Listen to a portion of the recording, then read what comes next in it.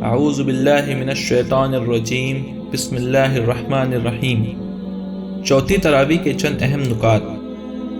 چوتھی تراویح میں چوتھے پارے لن تنالو کے 12ویں رکوع سے 5ویں پارے والمحسنات کے 17ویں رکوع تک تلاوت کی گئی۔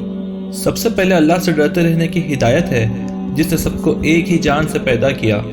تمام مرد اور عورتیں ایک ہی آدم و حوا کی اولاد ہے۔ اسی وجہ سے خدا اور رحم یعنی خون کا رشتہ سب کے درمیان مشترک ہے۔ انہی دو بنیادوں پر اسلامی معاشرے کی عمارت قائم ہے۔ یتیموں کے حقوق ادا کرنے کی تاکید کی گئی اور اس معاملے میں کسی قسم کی ہیر پھیر اور رد و بدل کو سختی سے منع کیا گیا۔ اس موقع پر یتیموں کے حقوق کے تحفظ کے نقطہ نظر سے ان کی ماؤں سے نکاح کی اجازت دی۔ عربوں میں بیویوں کی تعداد پر کوئی پابندی نہیں تھی۔ اس موقع پر 4 تک تعداد کو محدود کر دیا گیا اور یہ شرط لگائی گئی کہ ان کے حقوق کی ادائیگی اور مہر میں کمی نہیں ہونی چاہیے۔ وراثت کی تقسیم کے ضابطے کی تفصیل بتائی گئی تاکہ سب کے حقوق متعین ہو جائے۔ نمبر 1، میراث میں صرف مردوں کا ہی حصہ نہیں بلکہ عورتیں بھی اس کی حقدار ہے، اگرچہ ان کا حصہ مرد کے نصف ہے۔ نمبر 2، میراث ہر حال میں تقسیم ہونی چاہیے، خواہ وہ کتنی ہی کم ہو، حتیٰ کہ اگر مرنے والے نے 1 گز کپڑا چھوڑا ہے اور 10 وارث ہے تو بھی اسے 10 حصوں میں تقسیم ہونا چاہیے۔ نمبر 3، وراثت کا قانون ہر قسم کے اموال و املاک پر جاری ہوگا، خواہ وہ منقولہ ہو یا غیر منقولہ، زرعی ہو یا غیر زرعی، آبائی ہو یا غیر آبائی، تمام املاک کو ورثہ میں شرعی طور پر تقسیم کرنا ضروری ہے۔ نمبر 4، قریب تر رشتہ دار کی موجودگی میں دور کے رشتہ دار میراث نہ پائیں گے۔ وراثت میں ہر ایک کا حصہ متعین کرنے کے بعد بتایا گیا کہ یہ تقسیم اللہ تعالیٰ کے کامل علم کی بنیاد پر ہے۔ تمہیں نہیں معلوم کہ کون کتنا قریب ہے اور کون کتنا دور۔ نیز یہ احکامات اللہ کی طرف سے فرض قرار دیے گئے ہیں۔ یہ اللہ کی حدود ہے، جو ان پر عمل کرے گا اور سب کو حق شرعی کے مطابق دے گا، اللہ تعالیٰ اسے اپنے بیش بہا جنت میں داخل فرمائے گا اور وہ اس میں ہمیشہ رہے گا، اور یہ بڑی کامیابی ہے۔ اور جو اللہ کے ان احکامات کی خلاف ورزی کر کے وراثت سے محروم کرے گا، دوسروں کا مال ناجائز طریقے سے کھائے گا، گویا ان حدود کو توڑے گا، تو اللہ اسے آگ میں ڈال دے گا جس میں وہ ہمیشہ رہے گا، اور یہ اس کے لیے رسوا کن سزا ہے۔ یہ احکامات اس لیے ہے کہ کوئی طاقتور فریق کمزور کو اس کے حق سے محروم نہ کر سکے اور آپس میں ظلم و حق تلفی کے جھگڑوں کو روکا جا سکے۔ اس بات کا اعلان کہ عورت مال وراثت نہیں ہے۔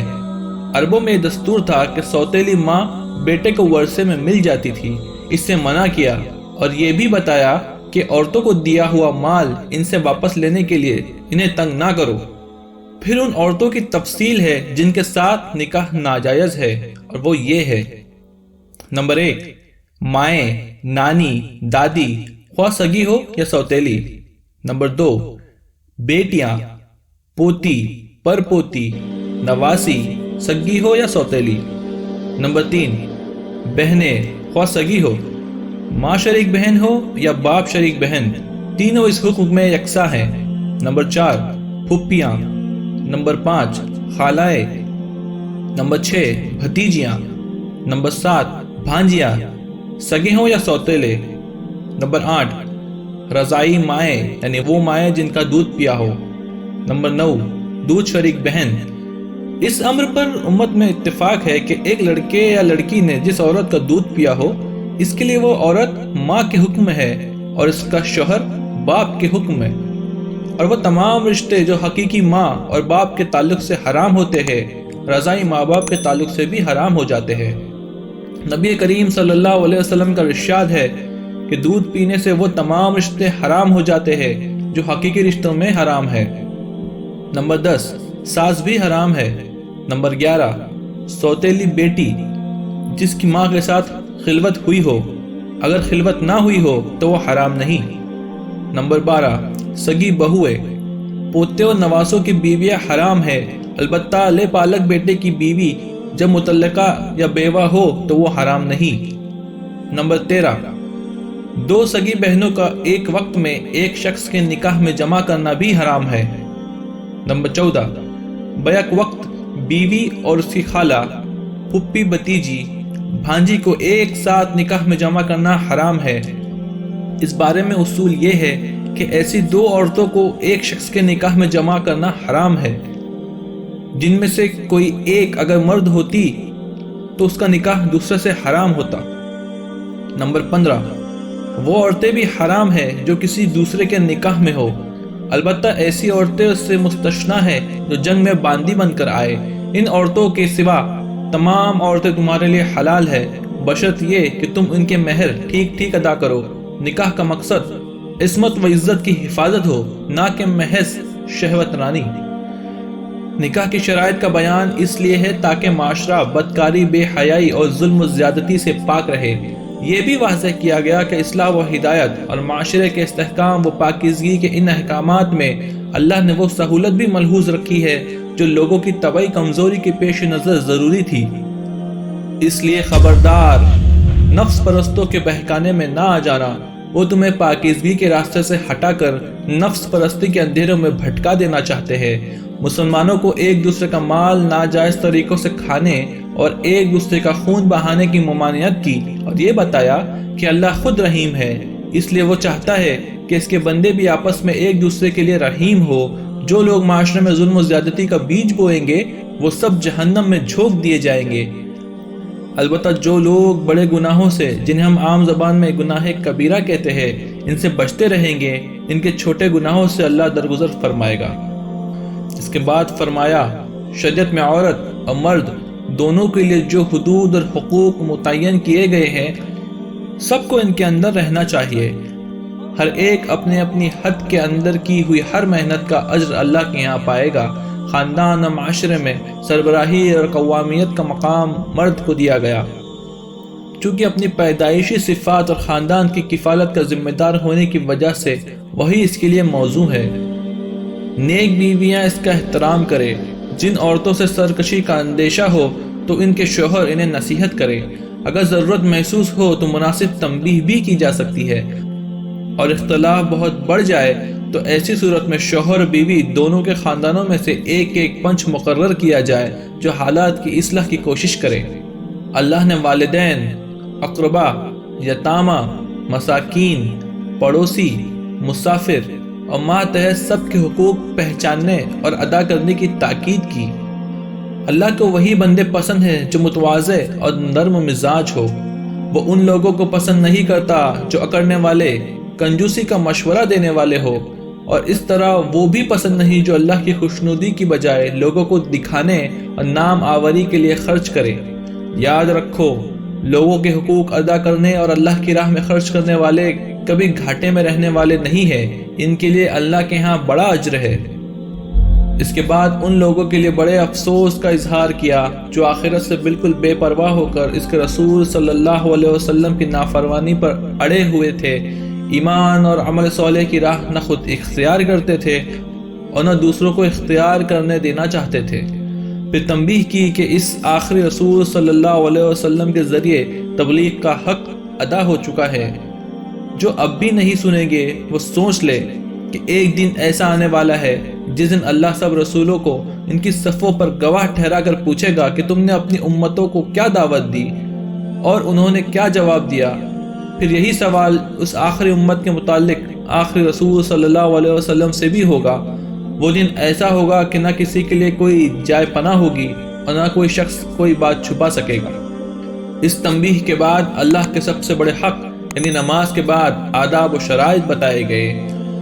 پھر یہودیوں کی بعض شرارتوں کا ذکر کیا، خاص طور پر نبی صلی اللہ علیہ وسلم کے بارے میں ایسے الفاظ بولنے کی عادت جن کے دو معنی نکلتے ہو کہ مسلمان جو مطلب سمجھے وہ اس سے الٹ مطلب مراد لے۔ بتایا گیا کہ یہ حرکتیں وہ حسد کے سبب کرتے ہیں، لیکن اللہ نے فیصلہ کر لیا ہے کہ وہ رسول صلی اللہ علیہ وسلم اور آپ کی امت کو کتاب و حکمت اور عظیم الشان سلطنت عطا فرمائے گا، اور یہ حاسد ان کا کچھ نہ بگاڑ سکے گے۔ چنانچہ دنیا نے دیکھا کہ عرب کے بدو اٹھے، رسول صلی اللہ علیہ وسلم کا دامن تھاما اور 800 برس دنیا کی امامت کی۔ یہ طویل حکومت و سلطنت اسلامی معاشرہ قائم کرنے کا نتیجہ تھا۔ مسلمانوں کو نصیحت کی کہ جب یہ امانت یہود سے لے کر تمہیں دی جا رہی ہے تو تم ان کی طرح امانت میں خیانت نہ کرنا، بلکہ اس کا حق ٹھیک ٹھیک ادا کرنا اور ہر حال میں عدل پر قائم رہنا۔ اللہ اور اس کے رسول صلی اللہ علیہ وسلم اور جو تم میں سے حکمراں ہوں ان کی اطاعت کرتے رہنا۔ اگر تم میں اور حکمرانوں میں اختلاف ہو جائے تو اللہ اور اس کے رسول صلی اللہ علیہ وسلم کی طرف معاملے کو لوٹانا تاکہ جھگڑے کا صحیح فیصلہ ہو سکے اور تمہارا شیرازہ نہ بکھرے۔ منافقوں کو ملامت کی کہ وہ رسول صلی اللہ علیہ وسلم کی اطاعت پر جمع ہونے کی بجائے اسلام اور مسلمانوں کے دشمنوں سے میل جول رکھتے ہیں اور اس کو اپنی عقل مندی سمجھتے ہیں، حالانکہ اس وقت تک ایمان معتبر ہی نہیں جب تک کہ وہ پورے طور پر اپنے آپ کو نبی صلی اللہ علیہ وسلم کے حوالے نہ کر دے اور ہر معاملے میں ان کی اطاعت کرنے لگے۔ مسلمانوں کو اپنی مدافعت اور دار الکفر میں گھرے ہوئے مظلوم مسلمانوں کی آزادی کے لیے جہاد کی تاکید کی اور ان کو ملامت کی جو جہاد سے جی چراتے ہیں، مسلمانوں کی ہمت پست کرتے ہیں اور جہاد کے فائدوں میں تو حصے دار بنتے ہیں مگر کوئی خطرہ مول لینے کو تیار نہیں۔ منافقوں کی اس حالت پر بھی ملامت کی کہ جب جہاد کا حکم نہیں تھا تو بڑھ چڑھ کر جہاد کا مطالبہ کرتے تھے، مگر جب حکم آیا تو اسلام کے دشمنوں سے ایسا ڈرتے ہیں جیسا اللہ سے ڈرنا چاہیے، حالانکہ موت سے کوئی بھی نہیں بچ سکتا۔ اس طرح اس بات کو بھی ناپسند کیا کہ فائدہ پہنچ جائے تو اسے اللہ کا کرم قرار دیا جائے، مگر نقصان پہنچ جائے تو اسے رسول صلی اللہ علیہ وسلم اور مومنوں کی بے تدبیری قرار دیا جائے، حالانکہ خیر اور شر سب اللہ کی طرف سے ہی ہے۔ ہاں، شر کا بڑا حصہ اہل نفاق کے اعمال کا نتیجہ ہوتا ہے۔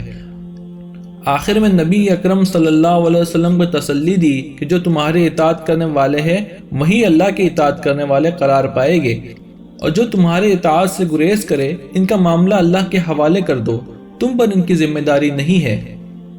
اس موقع پر منافقین کی اس شرارت کا بھی ذکر کیا گیا کہ اگر ان کو خطرے کی خبر پہنچتی تو وہ سنسنی پیدا کرنے کے لیے اس کو فوراً پھیلا دیتے ہیں، حالانکہ صحیح طریقہ یہ ہے کہ اس کو رسول صلی اللہ علیہ وسلم یا ذمہ دار لوگوں تک پہنچایا جائے۔ منافقین کی ان ساری حرکتوں کے باوجود مسلمانوں کو ہدایت دی کہ ان کے ساتھ عام مسلمانوں کا سا ہی سلوک کیا جائے، یعنی کلام و سلام جاری رکھا جائے تاکہ ان کے لیے اپنی غلطیوں کی اصلاح کا موقع باقی رہے۔